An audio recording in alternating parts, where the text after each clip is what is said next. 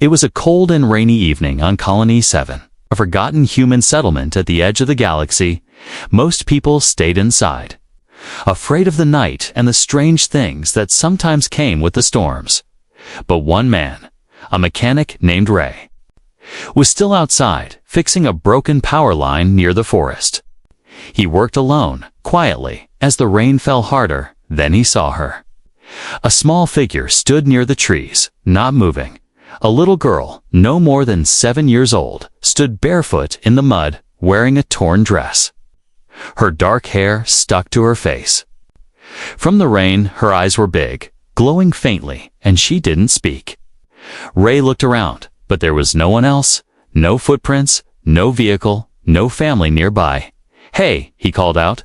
"Are you lost?" She didn't answer. He walked closer, careful not to scare her. "It's okay. I won't hurt you," he said, kneeling down. "Where are your parents?" Still, she said nothing, just stared at him with sad, shining eyes. Ray knew he should go back, mind his own business. The villagers always said to stay away from the strange things that appear during storms. But he couldn't leave her there, not in this weather. He took off his jacket and gently wrapped it around her small shoulders.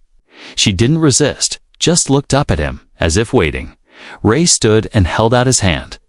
"Come on, let's get you somewhere warm." The girl followed him without a word. Walking slowly but without fear, she held his hand tightly. Like she had known him for years, back at his small home, Ray gave her warm clothes, a blanket, and a bowl of hot soup. She sat by the heater, silent, still watching him. He tried asking her name, where she came from, what happened, but she said nothing. Only once did she whisper one word, almost too quiet to hear. "Safe." Ray nodded and said, "Yes, you're safe now." That night, she slept on his couch. Curled up like a kitten, Ray stayed awake, wondering what to do. He thought about telling the colony guards, but something told him not to. There was something different about this child, not just her eyes, but the way she moved. The way the air felt around her, like she wasn't just a lost girl, like she was something more. In the morning, Ray made breakfast, but when he turned around, the couch was empty. The blanket was folded, the clothes neatly placed, and the girl was gone. He searched outside, but there were no tracks, no sign that she had ever been there. The jacket he gave her was missing. The bowl and spoon had been washed and dried. He told a few people in the village, but they laughed. "Too much time alone," they said. "Maybe." "You dreamed it," some warned him. "You shouldn't take in strange things, especially not during a storm." Ray didn't argue, but he knew what he saw. She was real. Later that evening, as he cleaned up, he noticed something under the couch. It was a small stone, smooth and dark, but glowing softly with a blue light. He picked it up, and it felt warm in his hand. Then he saw it on one side of the stone. Letters were carved, his name, Ray. Glowing in the same blue light, his heart skipped a beat. How did she know his name? He stared at the stone for a long time, confused, curious, and a little scared. He didn't know what it meant, but deep inside, he felt this was just the beginning. Something had changed.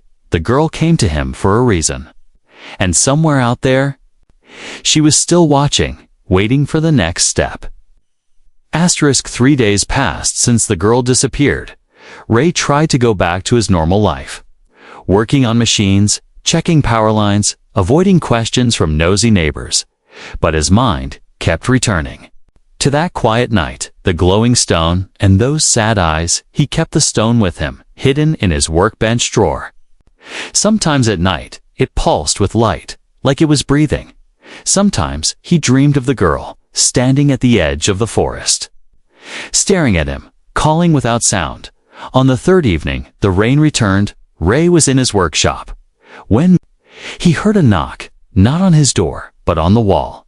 A soft tapping, slow and strange. He opened the door cautiously. His breath caught. There she was, the same little girl, wet from the rain, but calm. Standing just as before. But this time, she wasn't alone. Beside her stood a tall woman, her skin pale like moonlight, her silver hair falling past her shoulders. Her eyes were deep green, glowing softly. She looked like no human Ray had ever seen. She stepped forward and bowed her head deeply. "I am Elira," she said, in a voice that sounded like music and wind. "Mother of the one you helped." Ray didn't speak. The girl stepped forward and placed the glowing stone in his hand. It was brighter now, warmer, alive. "You protected her when we could not," Elira said, her eyes shining with emotion. "You showed kindness without asking why." Ray finally found his voice. "Who? What are you?" he asked, staring at the woman and the child. "Where did she come from? What is this stone?" Elira stepped into the workshop, the girl close behind her. "This stone is a key," she said, looking around with interest. "It holds knowledge from long ago, from before your people arrived on this planet." Ray blinked, confused. "My people?" he asked. "You mean humans?" Elira nodded. "You are not the first to come here," she said, "but you may be the last." Ray felt a chill down his back. The room felt heavier, like the air itself had changed. The girl sat near the heater, just like before, her small hands around a cup of warm tea Ray had offered. She looked peaceful, but her eyes watched everything. As if remembering it all, Elira sat across from Ray, her face serious. "You must listen," she said. "My daughter carries something dangerous, not a weapon, but knowledge, memory, a map." Ray frowned. "Why would that be dangerous?" Elira looked out the window as thunder rolled across the sky. "Because others want it," she said. "They want to erase what she remembers, what she carries. And they will burn every world to do it." Ray stood up, pacing now. "Why me?" he asked. "I'm just a mechanic. I fix broken doors and build water tanks. I'm not a hero." Elira smiled softly. "You helped her without fear," she said. "You didn't run. You didn't call guards. You didn't ask for reward. You followed your heart, and that is rare." Ray sighed, rubbing his eyes. "This is too much," he said. "Aliens, secret knowledge, glowing stones, and now, people coming to destroy us." Elira stood and walked closer. She gently placed a hand on his chest, just above his heart. "You don't have to fight," she said, "but you must choose." Ray looked at the girl, who was now watching him again. Her eyes calm and full of trust. He felt something stir in his chest. Not love.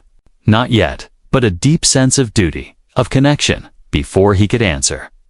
The girl suddenly spoke, her voice quiet but clear. "They are close," she said.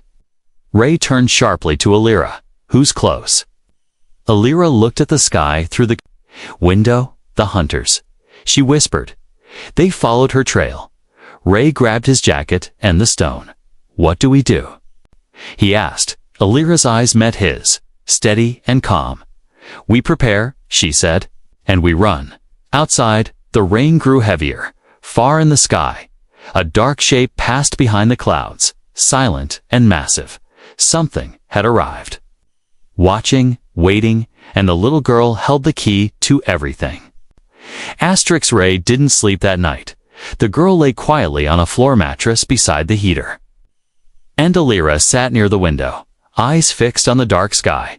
The stone glowed faintly in Ray's hand, pulsing like a heartbeat. It was warm, almost alive.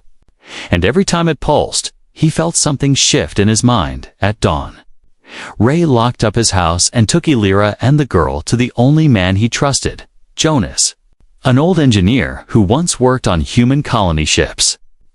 Jonas lived alone in a metal shack outside the village, surrounded by broken machines, old tools, and strange gadgets no one else could understand. When Jonas saw the girl and the woman with silver hair, his face went pale. "Ray," he whispered, "what have you brought here?" Ray held out the stone. "I need answers," he said. Jonas hesitated, but took the stone and placed it on his scanner table. He powered up an old analysis system. Lights blinking, fans spinning. The scanner beeped once, then exploded. Smoke filled the air as sparks flew from the console. Jonas stumbled back, coughing. "This isn't a crystal," he gasped. "It's not metal, not organic, not anything I've ever seen." He stared at Ray with wide eyes. "This thing. It's reacting to you." Elira stepped forward, her voice calm. "It's a memory core," she said. "It holds more than data. It holds voices, moments, choices all locked inside." Ray looked down at his hand. "What kind of choices?" he asked. Elira placed her hand over the stone, and it glowed brighter. "Let me show you," she said. The light from the stone expanded, filling the room with a soft blue glow. Suddenly, Ray's surroundings vanished. He was no longer in Jonas's workshop. He stood in a vast black space, stars spinning slowly above him. Before him, giant ships floated, silent and broken. He saw burning planets, people screaming, running, vanishing. He saw the girl standing alone on a cracked world, her eyes glowing, her small hands holding the same stone. He saw Elira kneeling beside a dying tree, whispering, "It must survive." Then he saw something else, a dark mist, alive and moving like a shadow with eyes. It swallowed light, tore through cities, erased memories. He tried to scream, but no sound came. Suddenly, the vision ended, and he collapsed back onto the floor of the workshop, gasping for air. "What was that?" he cried. Jonas was speechless. Elira helped him sit up. "You saw fragments," she said, "of what was and what might be again." Ray shook his head. "Why are they showing me this? Why me?" Elira looked at him with eyes full of sadness and hope. "Because the memory core responded to your spirit," she said. "It sees something inside you, something that can protect it." The girl finally spoke, her voice soft and strange. "You are strong in the old way," she said.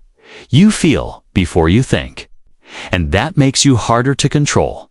Ray looked at her in confusion. "Control?" Elira nodded. "The hunters don't just kill," she said. "They erase, they wipe minds, rewrite history, turn people into tools. The core holds what they want gone forever. The memory of resistance, of truth." Jonas stepped back, rubbing his forehead. "This is bigger than us, Ray," he said. "If they're really coming for the girl, we have to get off this planet." Ray stood, still shaky, but more sure than before. He looked at the girl, then at Elira. "You said there's a ship." Elira nodded. "It's hidden not far," she said. "Old, but still alive." Ray took a deep breath. "Then let's go," he said. "We run, we hide. We fight, whatever it takes." Outside, a distant rumble echoed through the sky. Far above the clouds, something massive passed in front of the morning sun. Jonas stepped out and looked up. "What is that?" he whispered. Elira joined him, her eyes narrowing. "They're here," she said. Ray tightened his grip on the memory stone. The girl reached out and touched his hand in her small palm. A strange symbol appeared, glowing softly. Matching the light of the stone, it looked like a path, a spiral, a choice. Ray didn't know where it would lead, but he knew now turning back was no longer an option. The sky darkened, even though it was morning. Clouds spun in slow circles above the village, but this was no storm. The sun disappeared behind something enormous, a shape so big and silent it felt like a mountain floating in the sky. Ray stood outside Jonas's workshop, staring upward. The air had gone still, too. Still, birds stopped singing. The wind stopped blowing. Even the machines nearby fell quiet. "What is that?" Ray whispered. Elira stepped beside him, her silver hair glowing faintly in the strange light. "They've found us," she said. "The hunters are here." Ray could barely breathe. The dark shape in the sky hovered without sound. Its surface, smooth and black like glass. Then a low hum began to rise, deep and cold, like a machine breathing. Villagers came out of their homes, pointing at the sky, some screaming, some praying. No one had ever seen anything like this before. Even the oldest settlers didn't recognize the ship. Ray grabbed the girl's hand and pulled her close. Alira placed her hand over the child's back. A soft blue glow spreading from her fingers. She's shielding her. Alira said to Jonas, "If they sense her energy, they will strike immediately." Ray turned to Jonas. "We need to move," he said. "Where's the ship you mentioned?" Jonas nodded quickly. "My old bunker," he said. "Deep in the rocks west of here, I've hidden things there. Weapons, an old launch vessel." Suddenly, the humming stopped. Silence returned, but it felt worse than the sound. Then a light beam from the floating ship touched the ground near the center of the village. It didn't burn, didn't destroy, it just scanned. Slowly moving toward the workshop, Ray cursed under his breath. "They're looking for her," he said. Alira nodded. "They can't see her. Not yet. But they can sense her memory signature." The girl held on to Ray tighter, her eyes wide. "Are they going to take me?"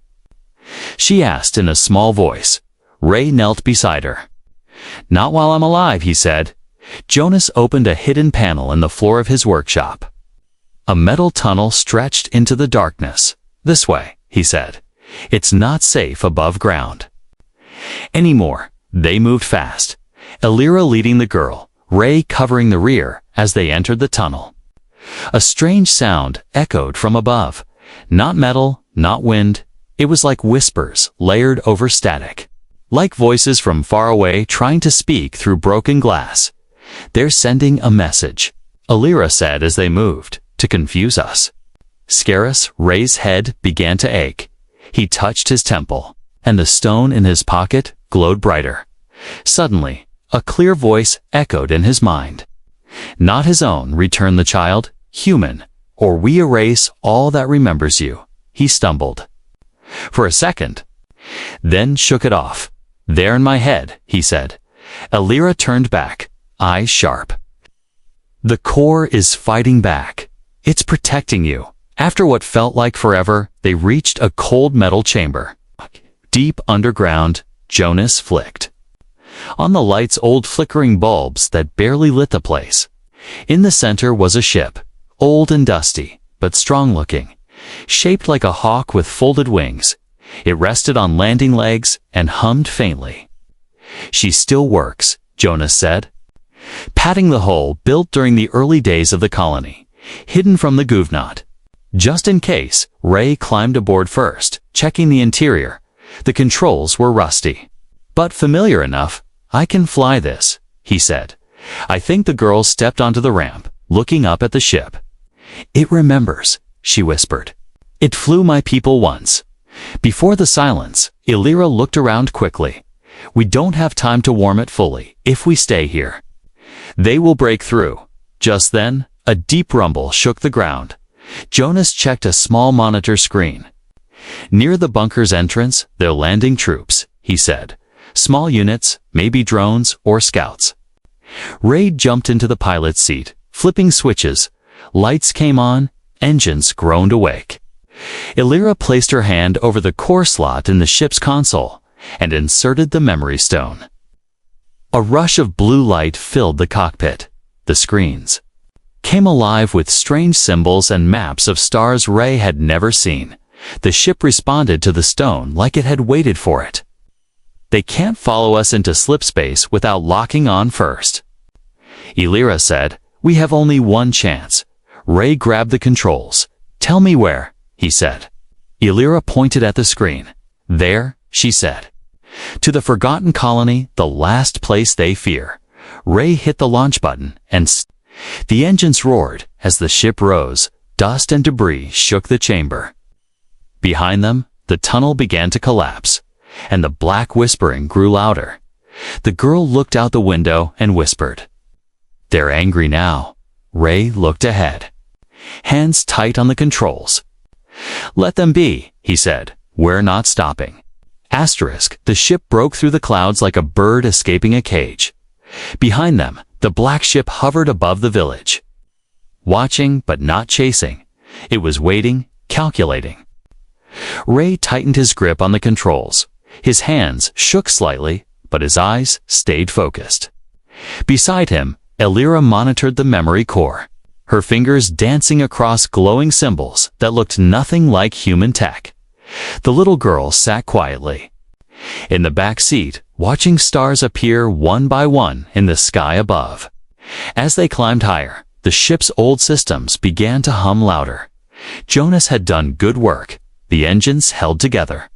The shields stayed strong, but Ray knew it wouldn't last forever. Where are we going again?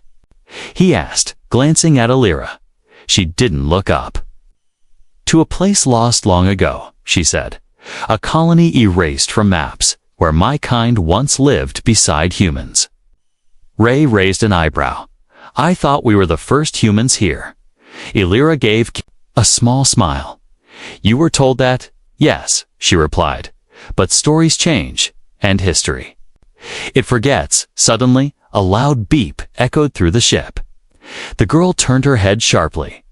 They found us, she said, her voice calm but serious. Ray checked the rear scanner. A dark shape blinked onto the screen, the hunter ship. It hadn't chased them at first, but now it moved fast, too fast. It didn't follow normal space rules. It cut through dimensions like a shadow swimming through walls. They're locking on, Elira warned. If they track us into the slipstream, we're finished. Ray looked at the map on the screen. A spiraling path of stars glowing with strange blue lines. The core was showing him a safe route, one only it remembered. A back door into the ancient parts of space, where no ships flew anymore. Hold on, Ray said, and he pressed the jump key. The ship jolted as energy built around it. Outside, the stars bent, twisted, and vanished inside the cockpit. Time felt like it stretched, like a moment became an hour. Then silence. The stars returned, but now they were different, older, dimmer. They had arrived somewhere forgotten. The girl opened her eyes, which had been glowing through the jump. We're here, she said. This place remembers me, Ray. Looked out the window and saw a planet below, covered in green and gold light. Its surface shimmered like it was made of memories.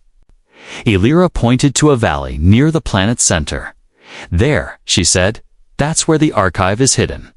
Ray didn't ask what the archive was. He knew by now it would be something impossible. Something that explained why the hunters feared this child so much. He guided the ship down through the atmosphere. Clouds parted gently, like the world was welcoming them back. As they landed, birds flew overhead, and tall trees swayed gently. Strangely, it didn't feel abandoned. It felt alive, like the land itself had waited for them. Ray stepped off the ship first, hand on his sidearm. He didn't trust anything now. Too much had changed too fast. The girl followed him, her bare feet silent on the mossy ground. Elira walked behind her, head bowed as if in respect.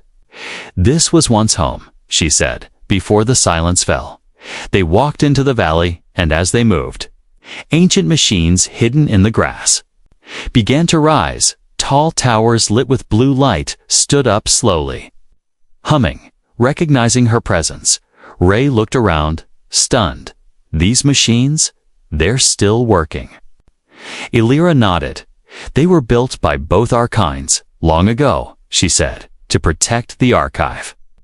And those who would one day return. At the center of the valley stood a stone door, smooth and black.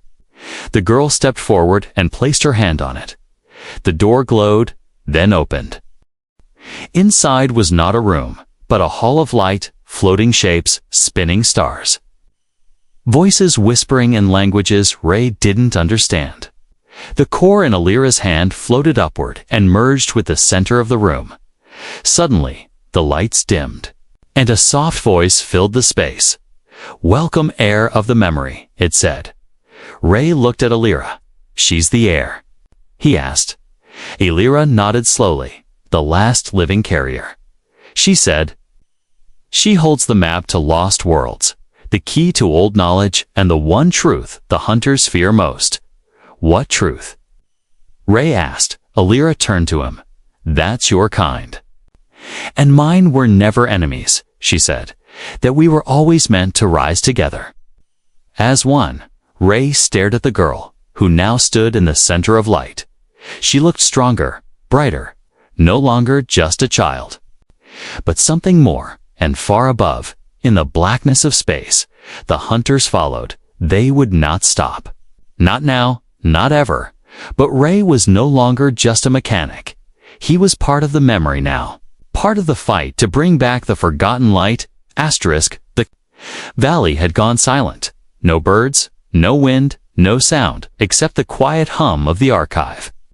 Ray stood at the edge of the glowing chamber. Unsure of what to do, the girl remained in the center, her small body surrounded by lights and symbols spinning slowly.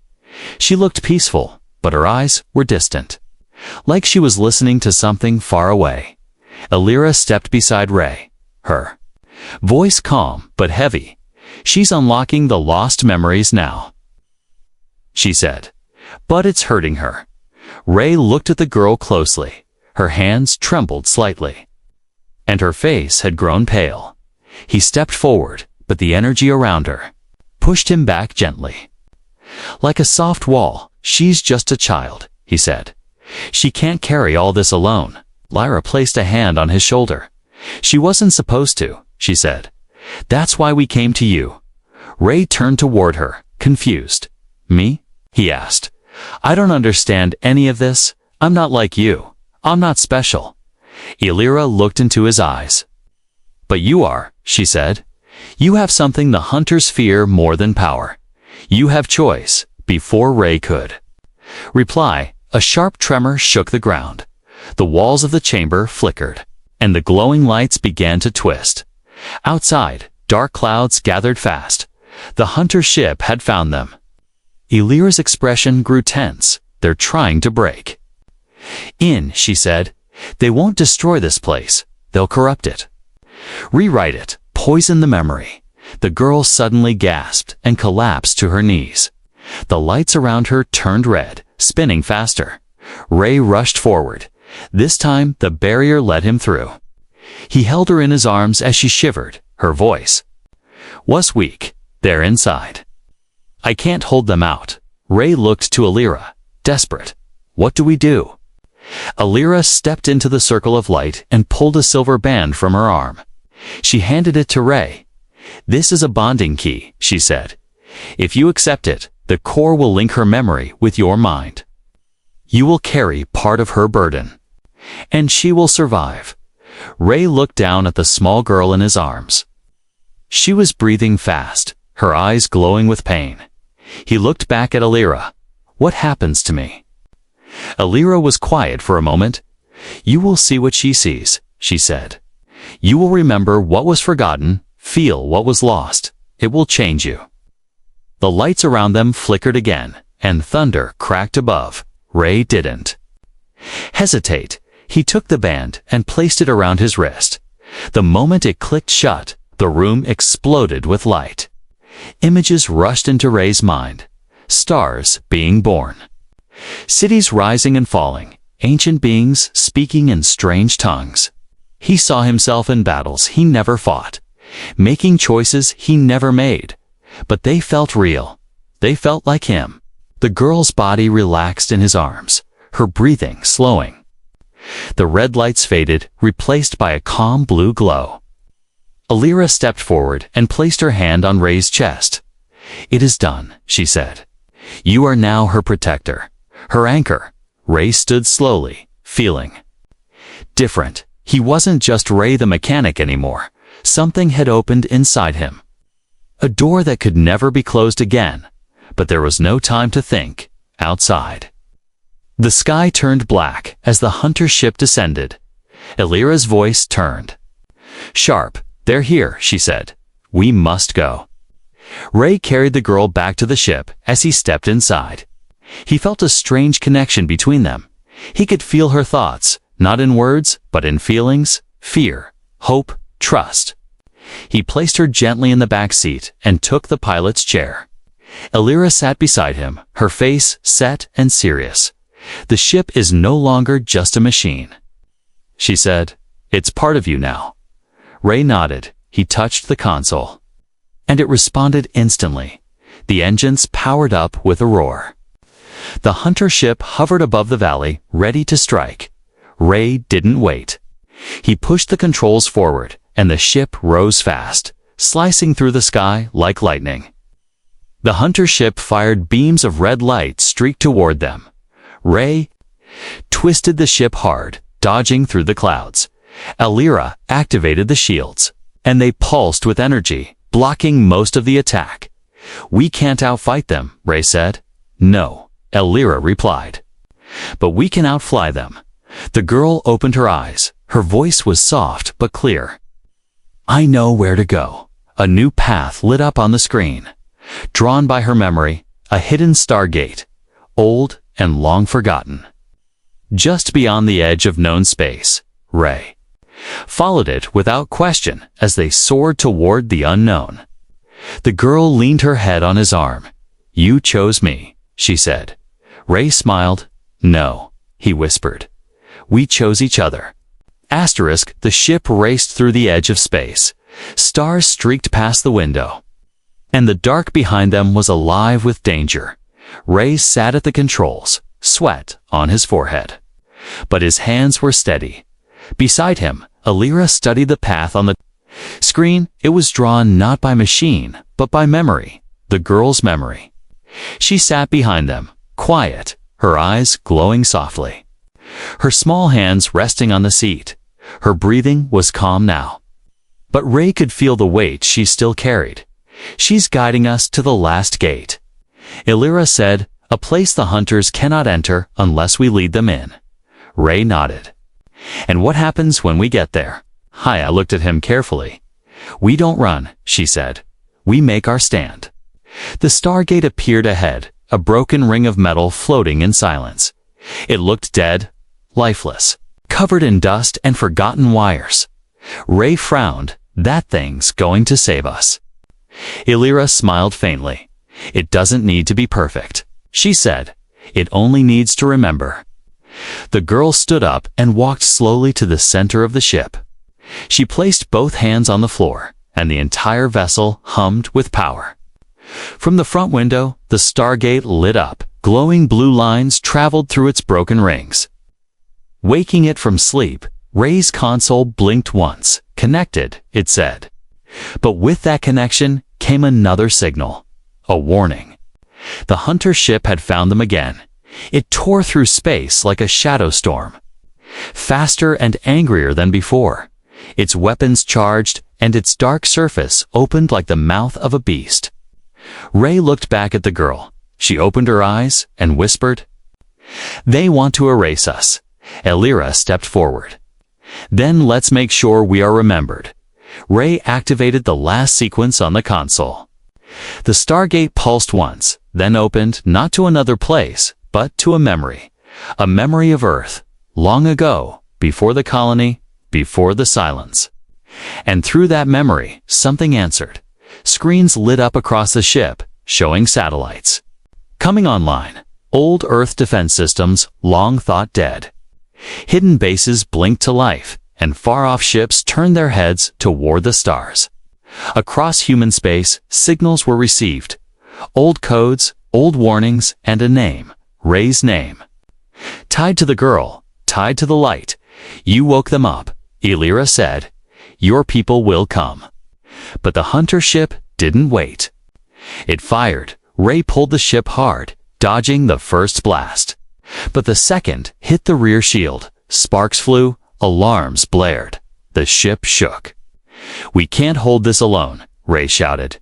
Elira placed her hand on his and said calmly, "You won't have to." From the stargate came a new sound. Ships, dozens of them. Old Earth cruisers and forgotten warbirds flying once again. They didn't look perfect, but they were strong, and they were ready. The first cruiser fired on the hunter ship, its beams slicing through the black armor. Another followed, then another. The dark ship twisted in pain. Now surrounded, the girl stepped forward again, her voice louder than ever. "This is not just my memory," she said. "It belongs to all of us." The memory core inside the ship sent out one final pulse. Across the stars, screens lit up with old stories' names. Faces, histories the hunters tried to erase, and with that memory came unity. The hunter ship tried to run, but it was too late. The human fleet surrounded it and fired as one. In seconds, the black vessel shattered into pieces, disappearing in two. Dust, silence returned to the stars. But this time, it was peaceful.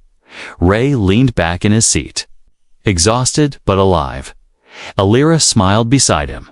"You did it," she said. Ray looked at the girl. "No," he replied, "we all did." They returned through the Stargate, followed by the fleet. The world they left behind stayed hidden, now protected, its knowledge safe. Back at the colony, things had changed. Ray was no longer just the man who fixed machines. People listened when he spoke. They remembered the night the stars answered a child's cry. Alira stayed with them, teaching, guiding. The girl grew stronger each day. Her memory no longer a burden, but a gift. And one quiet evening, as the sun set over the hills, Alira stood beside Ray and said, "My people used to believe in fate." Ray looked at her and smiled. "I used to believe in tools and wires," he said.